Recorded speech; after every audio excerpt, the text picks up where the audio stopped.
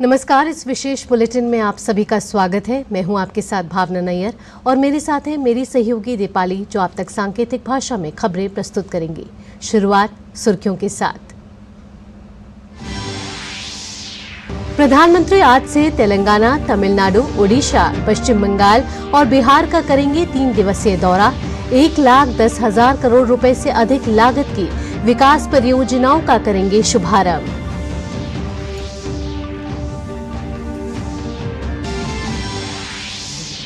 तेलंगाना के आदिलाबाद में 56,000 करोड़ रुपए से अधिक की विकास परियोजनाओं की रखी जाएगी आधारशिला। तमिलनाडु के कलपक्का में भवानी भी जाएंगे प्रधानमंत्री। चेन्नई में जनसभा को करेंगे संबोधित।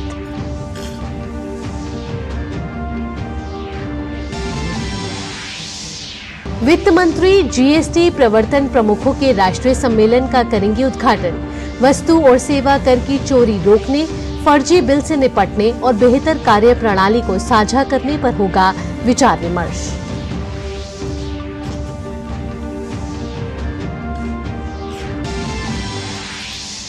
रक्षा मंत्री राजनाथ सिंह आज नई दिल्ली में डेफ कनेक्ट 2024 का करेंगे उद्घाटन। सशस्त्र बलों, रक्षा उद्योग, स्टार्टअप, शिक्षाविद और नीति निर्माता सहित प्रमुख हितधारक होंगे एकजुट। अबू धाबी के BAPS हिंदू मंदिर में पहुंचे 65,000 से ज्यादा श्रद्धालु। प्रधानमंत्री मोदी ने पिछले महीने 14 फरवरी को किया था मंदिर का उद्घाटन।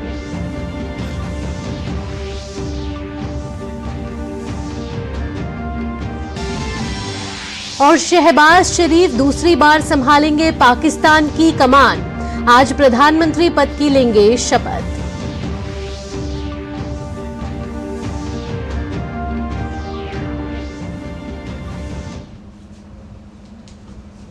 अब खबरें विस्तार से।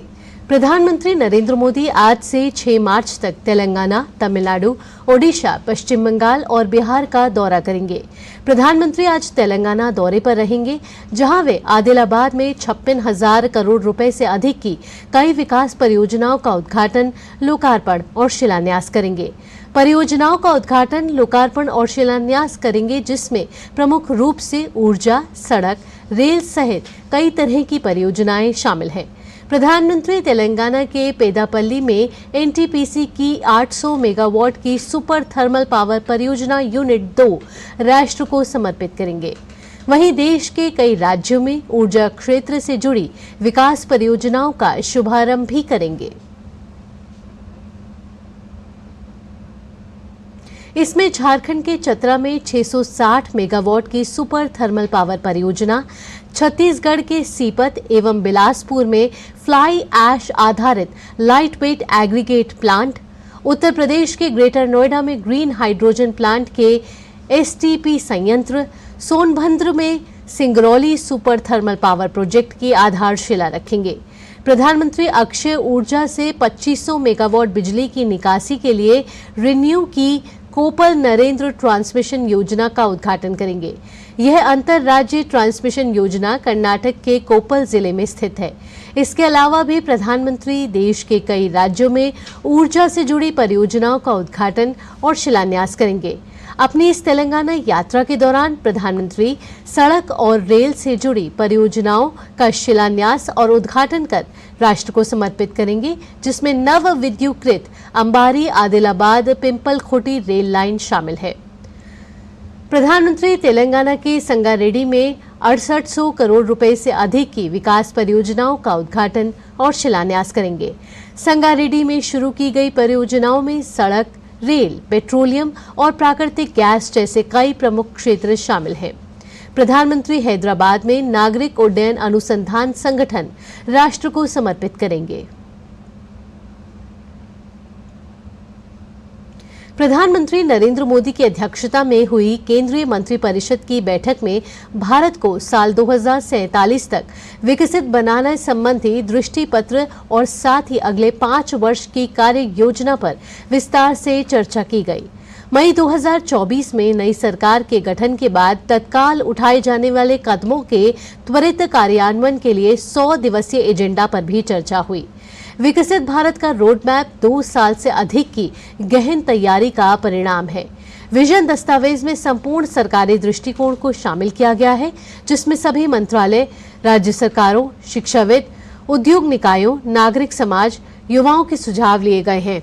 इसके लिए विभिन्न स्तरों पर 2700 से अधिक बैठकें, कार्यशालाएं और सेमिनार आयोजित किए गए हैं। 20 लाख से अधिक युवाओं के सुझाव प्राप्त हुए हैं।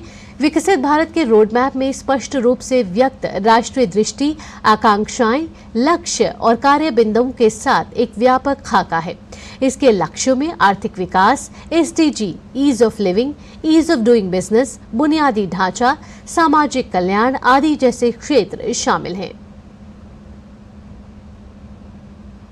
वित्त मंत्री निर्मला सीतारमण आज नई दिल्ली में राज्य और केंद्रीय वस्तु और सेवा कर यानी जीएसटी गठन के प्रवर्तन प्रमुखों के 1 दिवसीय राष्ट्रीय सम्मेलन का उद्घाटन करेंगे।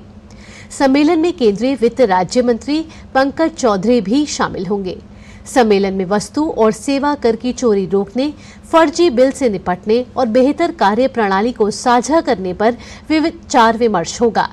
इसके साथ ही प्रौद्योगिकी और डेटा का लाभ उठाना, व्यवसाय करने में आसानी का संतुलन करना बैठक के प्रमुख एजेंडे में शामिल है। रक्षा मंत्री राजनाथ सिंह आज नई दिल्ली में स्वदेशी रक्षा नवाचार को बढ़ावा देने के लिए डेफ कनेक्ट 2024 का उद्घाटन करेंगे। डेफ कनेक्ट देश में रक्षा नवाचार के क्षेत्र में महत्वपूर्ण उपलब्धि है। यह सशस्त्र बलों, रक्षा उद्योग, स्टार्टअप, शिक्षाविदों और नीति निर्माताओं सहित प्रमुख हितधारकों को एकजुट करेगा। इस आयोजन का उद्देश्य सार्थिक जुड़ाव को बढ़ावा देना, अत्याधुनिक प्रौद्योगिकियों का प्रदर्शन करना और रक्षा क्षेत्र में सहयोग को बढ़ावा देना है। यह आयोजन रक्षा क्षेत्र में भारत के अग्रणी उद्योगों से बड़ी संख्या में नव प्रवर्तकों और निवेशकों को आकर्षित करेगा।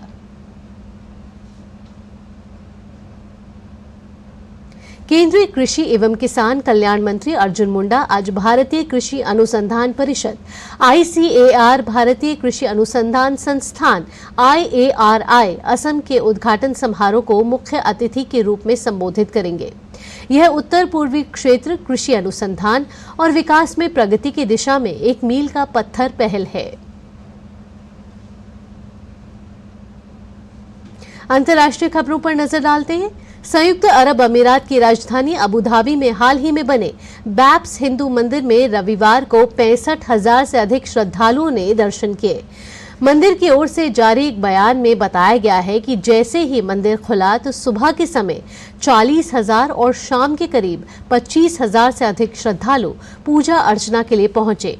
मंदिर का निर्माण बोचासन वासी की श्री अक्षर पुरुषोत्तम स्वामी नारायण संस्था की ओर से करीब 700 करोड़ रुपए की लागत से 27 एकड़ में कराया गया है। मंदिर का डिजाइन वैदिक के अनुसार किया गया है और ये मंदिर भगवान स्वामी नारायण को समर्पित है। प्रधानमंत्री नरेंद्र मोदी ने पिछले महीने की 14 फरवरी को इस मंदिर का उद्घाटन किया था, जिसे 1 मार्च से आम श्रद्धालुओं के लिए खोला गया है।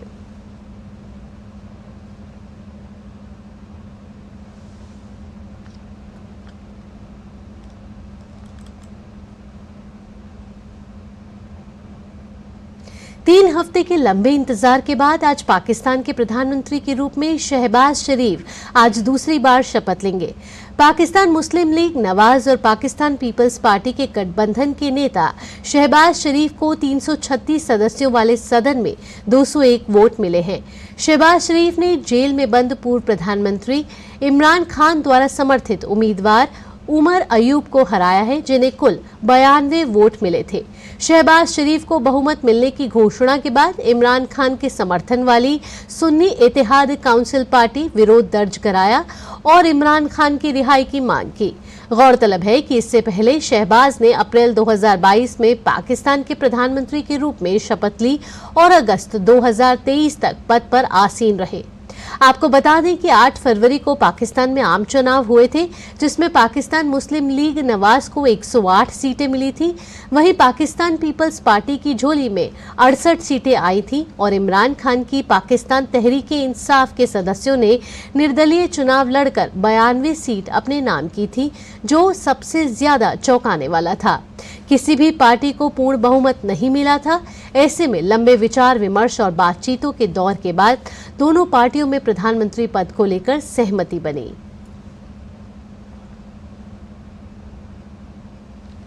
मौसम विभाग ने उत्तराखंड के लिए ऑरेंज अलर्ट जारी किया है। वहां कुछ स्थानों पर भारी बारिश और बर्फबारी होने की संभावना है। उत्तर प्रदेश, पंजाब, हरियाणा, चंडीगढ़, दिल्ली और मध्य प्रदेश में छिटपुट हल्की और मध्यम बारिश और उसके बाद इसकी तीव्रता में कमी की भी संभावना जताई गई है। श्रीनगर जम्मू राष्ट्रीय राजमार्ग 44 पर आवाजाही कल दूसरे दिन भी बंद रही। लगातार बारिश, पत्थर गिरने और नाशरी और बनिहाल के बीच कई स्थानों पर भूस्खलन के कारण सड़क यातायात प्रभावित हुआ है। आवाजाही बहाल करने के प्रयास जारी हैं और राजमार्ग पर आवागमन की बहाली के लिए महाड़, कैफेटेरिया मोड़, डलवास, हागनी, कश्तीवाड़ी पाथर पर भूस्खलन, मलबे और पत्थरों को हटाने का काम चल रहा है। यात्रियों को सड़क बहाली का काम पूरा होने तक राष्ट्रीय राजमार्ग पर आवाजाही न करने की सलाह दी गई है। इसी के साथ इस विशेष बुलेटिन में इतना ही। मुझे और मेरी सहयोगी दीपाली के साथ हमारी टीम को दीजिए अनुमति। नमस्कार।